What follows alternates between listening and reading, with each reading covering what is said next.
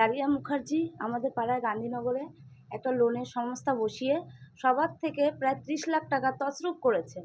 এমনকি আমরা যখন 6ই ফেব্রুয়ারি ওর বাড়িতে যাই তখন ও সবাইকে আমাদের ওর বর সিভিক পুলিশ সবাইকে আমাদের 6 জনকে লাঠি চার্জ করে মেরে মেডিকেল করে দিয়েছে। এই মেয়েটার তো মেডিকেলই হয়েছে। হ্যাঁ, কেন?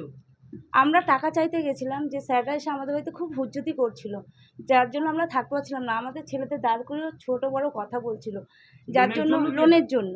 এবার কত টাকা নিয়েছিল? 30 লাখ টাকা প্রত্যেকের থেকে টাকা নিয়েছে। তো তারপরে যখন আপনারা গেলেন কি হলো ওদের বাড়িতে? যখন আমরা গেলাম, গিয়ে ডালিয়া মুখার্জির বাড়িতে, শ্বশুর বাড়িতে গেছিলাম। তা ও তো টাইটেলের পাল্টায়নি, সন্তু দেবনাথ ওনার বরকে ডাকালো। ডাকিয়ে যখন আমরা গিয়ে ওখানে দাঁড়ালাম, দাঁড়ানোর পর দরজা ঠকঠক করলাম, তো ওর শাশুড়ি দরজাটা খুললো না। কিছুক্ষণ বাদে দরজাটা খুললো, খুলে একটা রুল নিয়ে বেরালো, তোরা এখানে এসছিস কেন? মুসলমানের বাচ্চা মুসলমান। আর আপনি আলতু ফালতু কথা কাকে বলছেন?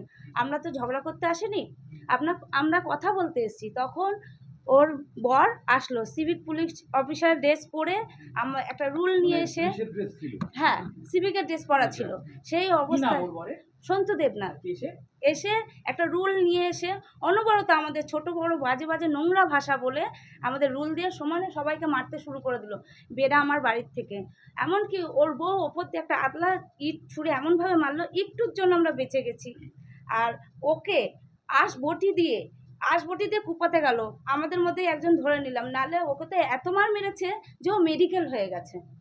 এত মার মেরেছে, প্রত্যেককে মেরেছে, একটু জামাই ছিঁড়ে দিয়েছে।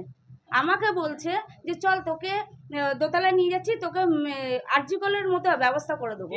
ওর বর সন্তু দেবনাথ, সিভিক ভলেন্টিয়ার, বলছে যে চল তোর তো স্বামী নেই, তোকে ইয়ে করে দেবো, ওই আরজিকলের মতো কেস করে দেবো, তুই বেড়েছিস বড়।